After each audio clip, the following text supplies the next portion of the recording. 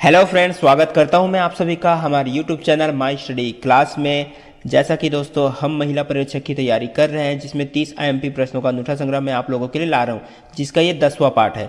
जिसमें भारत से सामान्य ज्ञान से जो है 10 प्रश्न है, छत्तीसगढ़ सामान्य ज्ञान से 10 प्रश्न है और हिंदी से 10 प्रश्न है। तो इस तरह से हमारा जो है टोटल 30 प्रश्न हो जाता है। तो चलिए वीडियो की शुरुआत कर लेते हैं। अगर आप हमारे चैनल पर नए हो तो चैनल को सब्सक्राइब जरूर कर लेना और बेल आइकन जरूर दबा देना, ताकि आपको आने वाली सभी वीडियो को नोटिफिकेशन मिलती रहे। दोस्तों, वीडियो पसंद आए तो लाइक जरूर करना और अपने दोस्तों के पास शेयर जरूर कर देना, ज़्यादा से ज़्यादा शेयर जरूर करें।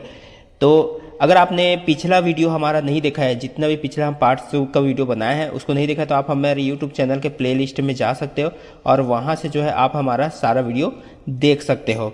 क्योंकि हम जो है 2 टाइप के वीडियो बना रहे हैं इसमें। एक में जो है 30 प्रश्न आता है और एक में जो है 20 प्रश्न आता है। तो चलिए मैं आपको दिखा देता हूँ वो प्लेलिस्ट कैसे देखना है आपको। तो जैसे ही आप यूट्यूब पर आओगे तो आपको सर्च करना है my study class. My study class में सर्च करोगे तो आपको ये हमारा चैनल दिख जाएगा और इस पर आपको क्लिक करना होगा।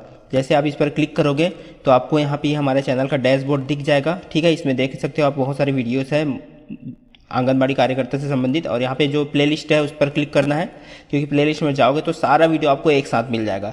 ये सारा वीडियो एक साथ यहाँ पर है, तो इसको क्लिक करोगे तो आपको सारा वीडियो एक साथ यहाँ पे मिल जाएगा। तो चलिए आज के वीडियो की शुरुआत करते हैं। तो चलिए शुरू करते हैं आज के पहले प्रश्न से। तो पहला प्रश्न जो है वो ऑल इंडिया जीके से है और ये इतिहास से संबंधित प्रश्न है। ठीक है, तो पहला प्रश्न देखते हैं। प्राचीन काल में किन आधुनिक क्षेत्रों को संयुक्त रूप से स्वर्ण प्रायद्वीप कहा जाता था? ऑप्शन में है कश्मीर, हिंदू कुश, अफगानिस्तान। ऑप्शन बी है Malaysia, Thailand, Singapore, Burma, Australia, New Zealand, Iraq, Iran और फारस की खाड़ी। संयुक्त रूप में किसे जो है स्वर्ण प्रायद्वीप कहा जाता था? तो इसका जो राइट आंसर है वो है मलेशिया, थाईलैंड और सिंगापुर, बर्मा। ये ऑप्शन बी इसका राइट आंसर हो जाएगा। चलिए अगला प्रश्न देखते हैं। ऋग्वेद में सबसे ज्यादा उल्लेखित नदी कौन सी है? सिंधु, चेनाब, सरस्वती, गंगा। तो इसका जो राइट आंसर है वो है ऑप्शन ए, सिंधु नदी। चलिए तीसरा प्रश्न देख लेते हैं। बौद्ध धर्म में पातिमोक्ष संहिता किससे संबंधित है? ऑप्शन ए है शिक्षा, सुझाव, अनुशासन, उपरोक्त सभी। तो इसका जो राइट आंसर है वो है सी, अनुशासन। थोड़ा सा नोट्स देख लेते हैं यहाँ पे। पाखिमोक्ष बौद्ध भिक्षुक संहिता है। पातिमोक्ष 227 नियमों का एक संग्रह है। अगला प्रश्न देखते हैं यहाँ पे। विंध्य शक्ति ने किस वंश की स्थापना की? वकाटक, सातवाहन, होयसल, कदम। तो इसका जो राइट आंसर है वो है ऑप्शन ए, वकाटक वंश। अगला प्रश्न है। भगवती सूत्र किस धर्म से है? ऑप्शन में है हिंदू, बौद्ध, जैन, इनमें से कोई नहीं। तो इसका जो राइट आंसर है वो है सी, जैन धर्म। अगला प्रश्न देख लेते हैं। अष्टाध्यायी महाभाष्य और निरुक्त संबंधित है? ऑप्शन में है संगीत, व्याकरण, दर्शन, ज्ञान। इसका जो राइट आंसर है वो है बी, व्याकरण।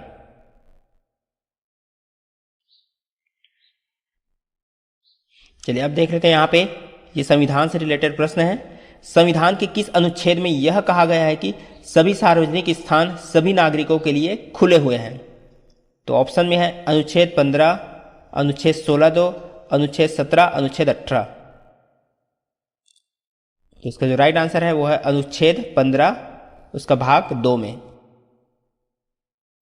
तो यहाँ पे देख सकते हैं शॉर्ट नोट्स। भारतीय संविधान के अनुच्छेद 15(2) के अनुसार सभी सार्वजनिक स्थान सभी नागरिकों के लिए बिना किसी भेदभाव के खुले हुए हैं। चलिए अगला प्रश्न देखते हैं। भारत की पहली महिला मुख्य न्यायाधीश कौन थी? ऑप्शन में है लीला सेठ, अन्ना चंडी, फातिमा बीबी, सुजाता मनोहर। तो इसका जो राइट आंसर है वो है ऑप्शन सी, फातिमा बीबी। तो शॉर्ट नोट्स यहां पे देख सकते हो। सुप्रीम कोर्ट की पहली महिला मुख्य न्यायाधीश जस्टिस फातिमा बीबी थी, जो 6 अक्टूबर 1989 से 29 अप्रैल 1992 तक जज रही। ये काफी इंपॉर्टेंट है, आपको इसको भी ध्यान में रखना है। चलिए अगला प्रश्न देखते हैं। निम्नलिखित में क्या राज्य के मुख्य सचिव का कार्य नहीं है? ऑप्शन में है पूरे सचिवालय पर नियंत्रण रखना, मुख्यमंत्री को प्रशासन के सभी मुद्दों पर सलाह देना, राज्य सरकार के प्रवक्ता के रूप में कार्य करना, या राज्य के मामलों की रिपोर्ट केंद्रीय मंत्रियों को भेजना। इनमें कौन सा कार्य जो है नहीं है उनका? तो इसका जो राइट आंसर है वो है ऑप्शन डी, राज्य के मामलों की रिपोर्ट केंद्रीय मंत्रियों को भेजना। तो ये उनका काम नहीं है। ठीक है, ऑप्शन डी इसका राइट आंसर हो जाएगा। चलिए अगला प्रश्न देखते हैं। धन विधेयकों का जिक्र संविधान के किस अनुच्छेद में है? ऑप्शन है अनुच्छेद 110, अनुच्छेद 111, अनुच्छेद 113, अनुच्छेद 115। तो इसका जो राइट आंसर है वो है ऑप्शन ए, अनुच्छेद 110 में।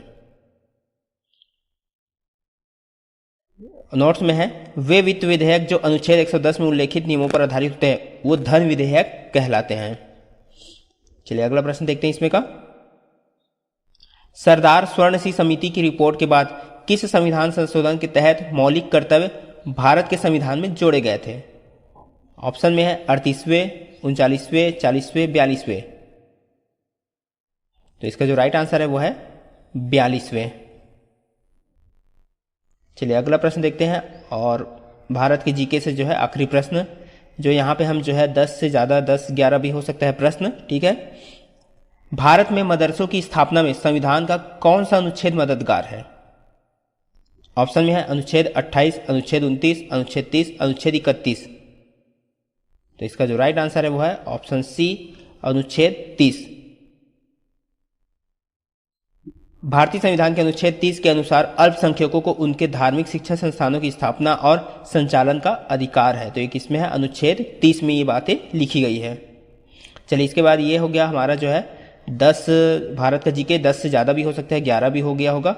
ठीक है साथियों, तो चलिए आप देखते हैं छत्तीसगढ़ का जीके। तो छत्तीसगढ़ के जीके से पहला प्रश्न है, आप देख सकते हो, यह छत्तीसगढ़ के जीके का पहला प्रश्न। छत्तीसगढ़ राज्य की विधानसभा का प्रथम सत्र कब संपन्न हुआ था? जब छत्तीसगढ़ राज्य बना था तो उसको विधानसभा का प्रथम सत्र जो है कब संपन्न हुआ था? ऑप्शन में है 5 नवंबर 2000 से 9 नवंबर 2000, 1 दिसंबर 2000 से 6 दिसंबर 2000, 14 दिसंबर 2000 से 19 दिसंबर 2000, या 17 दिसंबर 2000 से 24 दिसंबर 2000।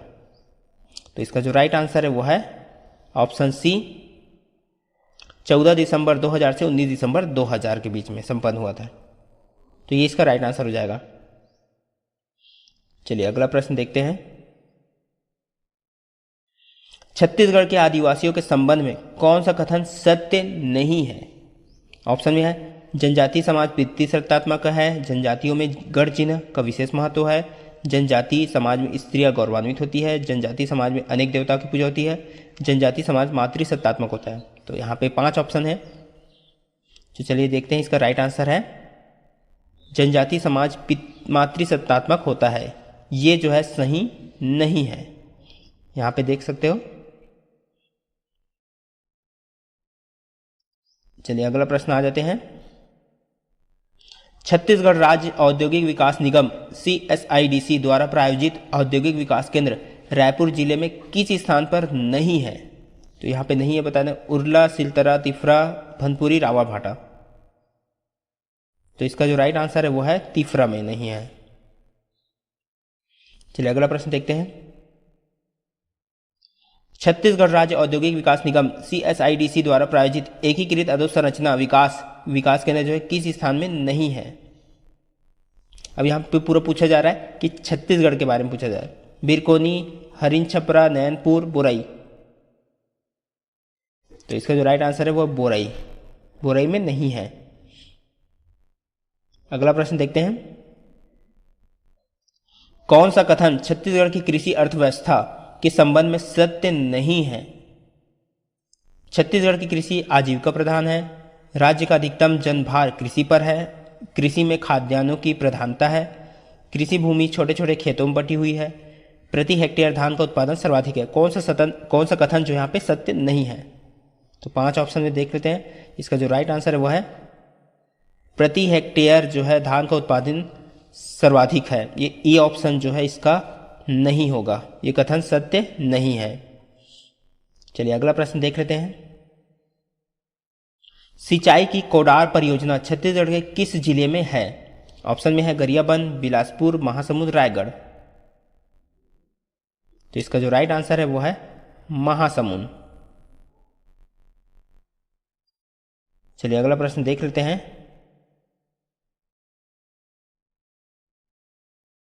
ये कथन वाला है, यहां पे देख सकते हो।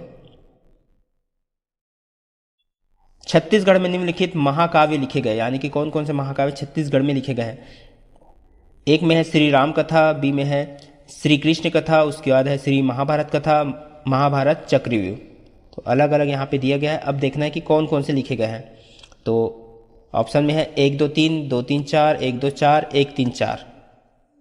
तो इसका जो राइट आंसर हो जाएगा वो है 1 2 3। 1 2 3 है जो छत्तीसगढ़ में लिखा गया है। कौन कौन सा? श्री राम कथा, श्री कृष्ण कथा और श्री महाभारत कथा।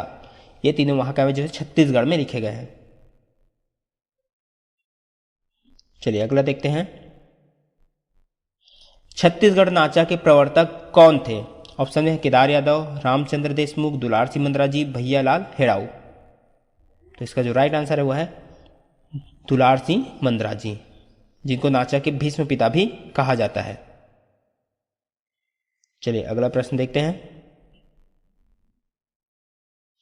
कौन सा नृत्य छत्तीसगढ़ी लोक नृत्य नहीं है? ऑप्शन में सुआ नृत्य, पंथी नृत्य, राई नृत्य, राउत नाचा। यहाँ पे छत्तीसगढ़ी लोक नृत्य नहीं है बताना है।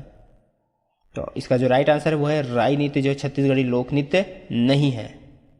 बाकी आपको पता चल जाएगा कि कौन कौन सा है। चलिए अगला प्रश्न देखते हैं और छत्तीसगढ़ का आखिरी प्रश्न देख लेते हैं। तारे के लिए छत्तीसगढ़ में जनौला पहेली क्या है? तारे के लिए 5 भाई के एक अंगना। ऑप्शन में है रात माँ गरु, दिन माँ हरू। उसके बाद है ज्यादा मीठा माँ कीरा परे, पर्रा भर लाई, गगन भर छाई। तो आपको इन चारों में से बताना है कि कौन सा होगा। तो इसका जो राइट आंसर है वो है पर्रा भर लाई और गगन भर छाई।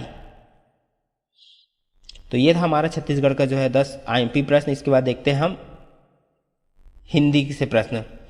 चलिए हिंदी से प्रश्न देख लेते हैं। इन चारों ऑप्शन में से जो शुद्ध वर्तनी वाला शब्द कौन सा है?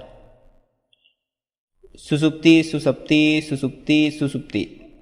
चारों सुसुप्ति है, लेकिन यहां पे देख सकते हैं। तो इसका जो राइट आंसर है वो है ऑप्शन सी, सुसुप्ति। इसमें भी सही वर्तनी छांटना है, ज्योत्सना, ज्योत्सना, ज्योत्सना या ज्योत्सना। तो इसका जो राइट आंसर है वह बी है, ज्योत्सना। शुद्ध शब्द क्या है? इसमें से शुद्ध शब्द पहचान करना है। संपूर्ण, संपूर्ण सब में है। तो देख सकते हैं ऑप्शन सी इसका राइट आंसर हो जाएगा। यह है शुद्ध है। चलिए देख लेते हैं संधि से। हम जो है हिंदी में अलग अलग टाइप के प्रश्न ला रहे हैं। किसी पार्ट में जो हम समास से प्रश्न ला रहे हैं, किसी पार्ट में संधि से, तो अलग अलग शब्द रचना से, किसी में लिंक से। तो दयानंद में प्रयुक्त संधि का नाम क्या है? तो दयानंद में जो प्रयुक्त संधि है वो है दीर्घ संधि। ठीक है, दीर्घ संधि है। अगला है कपीस में प्रयुक्त संधि का नाम क्या है? तो कपीस में जो है कौन सा संधि है? यहां भी दीर्घ संधि है। तो यहां पे देखो, अब संधि से रिलेटेड ही प्रश्न आ रहे हैं। सदैव में प्रयुक्त संधि का नाम क्या है? तो सदैव में स्वर संधि है। सन्मति का सही संधि विच्छेद है। तो सन्मति का सही, तो सत धन मति, ये सन्मति का जो है सही संधि विच्छेद है। ऑप्शन बी इसका राइट आंसर हो जाएगा। चलिए इत्यादि का देख रहे थे। इत्यादि का सही संधि विच्छेद क्या है? तो इति धन आदि इत्यादि होता है। ठीक है, ऑप्शन बी इसका राइट आंसर हो जाएगा। अगला है निम्नलिखित में कौन सा शब्द वृद्धि संधि का उदाहरण नहीं है? सदैव, परमोदार्य, गुरूपदेश या जलौघ। तो कौन सा नहीं है? ऑप्शन सी इसमें नहीं है। गुरूपदेश जो है वृद्धि संधि का उदाहरण नहीं है। चलिए अगला, निम्न में से दीर्घ संधि युक्त पद कौन सा है? तो महर्षि, दैत्यारी, सूर्योदय, देवेंद्र। तो इसमें कौन सा है? ऑप्शन बी, ये दैत्यारी जो है दीर्घ संधि युक्त पद है।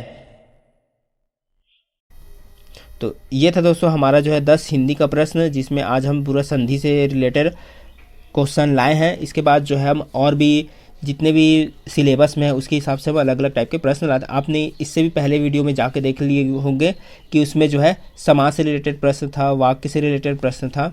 तो आगे भी इसी तरह के प्रश्न आते रहेंगे। तो आज की वीडियो को देखने के लिए बहुत बहुत धन्यवाद। मिलते हैं हम इसी तरह और अगले वीडियो के साथ।